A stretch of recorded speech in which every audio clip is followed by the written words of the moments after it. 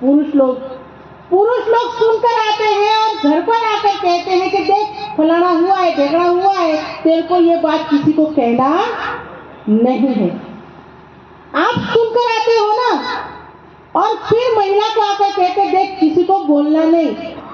भाई तेरे पेट में बात रखना, हमको क्यों बता रहा है? आप अपने पेट में बात रखो, लेकिन महिलाओं को बदनाम किया जाता है कि महिला के पेट में बात नहीं रहती है। तो इतनी अच्छी बात है कि महिलाओं के पेट में बात नहीं रहती है, तो मैं पुरुषों को भी कहना चाहती हूँ कि आप भी अपने पेट में बात मत रखना। आज जो मेश्राम साहब और इस मंच से जो बात कही जाए वो आप घर घर तक जाकर फैलाना, इसको अपने तक मत रखना।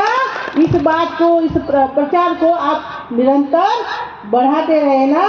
भाइयों, आज इस देश के अंदर, इस भूमि में जब मैं राजस्थान आ रही थी तो मुझे इतिहास याद आ गया। एक 5 साल का या 8 साल का बच्चा था, इंद्र कुमार मेघवाल। वो बच्चा पानी के मटके को छुआ भी नहीं था, फिर भी इस ब्राह्मणवादी व्यवस्था ने उस टीचर के माध्यम से उस बच्चे को पिटवा के उसकी हत्या करवा दी गई थी।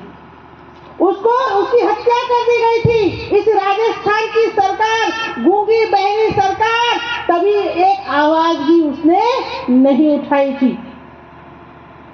और मणिपुर की घटना, महिलाओं को के साथ में महिलाओं को नग्न दौड़ाया था, घुमाया था, और उनके पति के साथ में उनके पति की हत्या कर दी गई थी और महिलाओं के साथ में बलात्कार किया। बीजेपी की सरकार, गूंगी बहरी सरकार, इस सरकार ने आज तक भी संज्ञान में नहीं लिया। आप लोग सोचेंगे कि तो महिला थी इसीलिए महिलाओं के साथ में ऐसा हुआ, लेकिन आप पुरुष लोग भी सुरक्षित नहीं हैं। मध्य प्रदेश के अंदर एक पुरुष को जूते में उसी का पेशाब पिलाते हैं, जूते में पेशाब पिलाते हैं और मारते हैं और पीटते हैं और उसकी हत्या कर दी जाती है। पुरुष भी इस देश के अंदर सुरक्षित नहीं है। मैं राजस्थान की, गुजरात की जब भी बात सुनती हूँ तो कहते हैं उस गांव के अंदर किसी ने मूछ रख दी इसीलिए उसको पीट के मार डाला। मूछ रख दी इसलिए पीट के मार डाला। किसी की बारात निकल रही थी, घोड़े पे बैठ गया था, इसीलिए उसको घोड़े से नीचे उतार कर मार दिया। जैसे घोड़ी उनकी माँ बहन थी और वो हमारा बच्चा उसके पर चढ़ गया, इसलिए उसको मार डाला।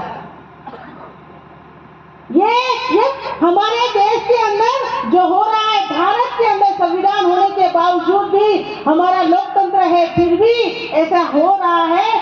तो सोचो बाबा साहब अम्बेडकर ने अगर संविधान नहीं लिखा होता और आज संविधान नहीं होता तो तुम्हारी दशा क्या होती?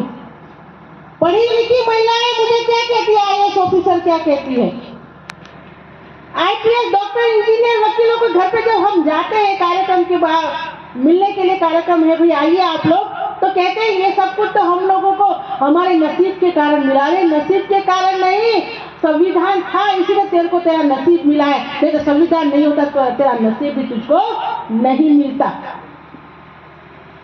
तो मैं आप लोगों को कहना चाहती हूँ, बाबा साहब अम्बेडकर ने बड़े संघर्ष करके बहुत अपना त्याग बलिदान, 4 बच्चों का त्याग बलिदान करके, खूबसूरत पत्नी का बलिदान देकर हमको दुनिया का सर्वश्रेष्ठ संविधान दिया। और संविधान के अंदर भी हमें वोट देने का अधिकार, बोलने का अधिकार, पढ़ने लिखने का अधिकार। हम जानवरों से भी बदतर थे, हमें झुककर जीने का अधिकार था। हम लोग ऊपर कब देखते थे? जब कहीं गांव के पिछवाड़े पर कहीं मरा हुआ जानवर होता था, तो जब पंछी आते थे, गिद्ध चील पंछी दिखते थे, तब जाकर हम लोग ऊपर देखते थे। हम लोगों को ऊपर देखने का अधिकार नहीं था, मरा हुआ जानवर कहीं है इसीलिए हम लोग ऊपर देखते थे।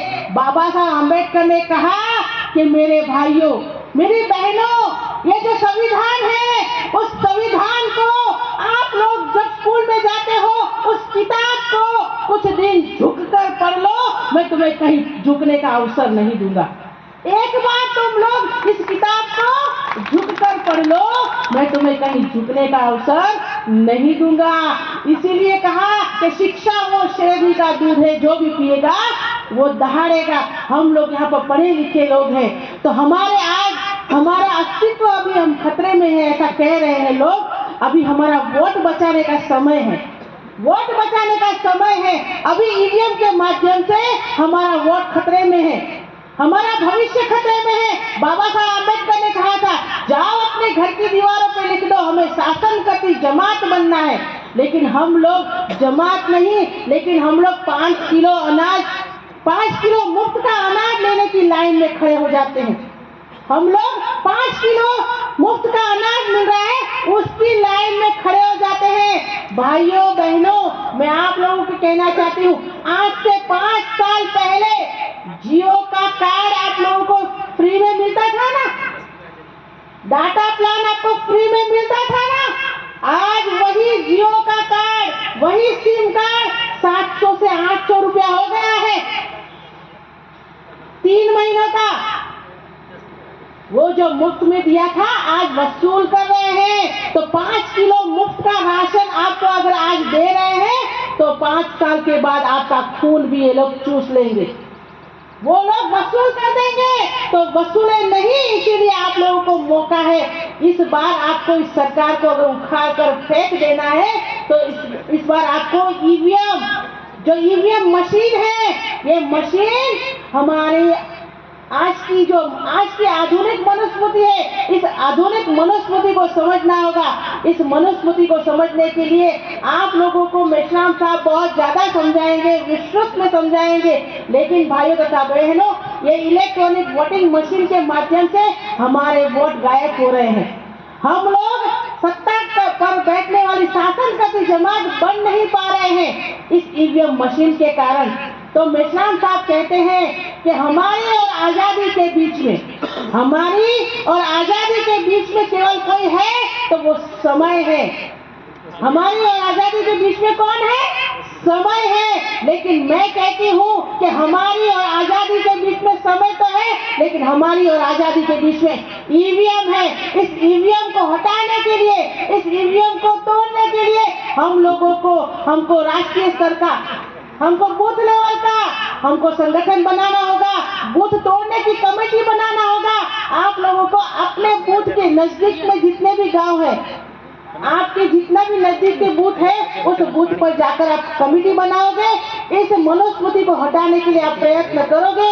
भाइयों, बहुत ज्यादा ना बोलते हुए, वोट हमारा है और राज अब हम लोग इन लोगों का रहने देने वाले नहीं है।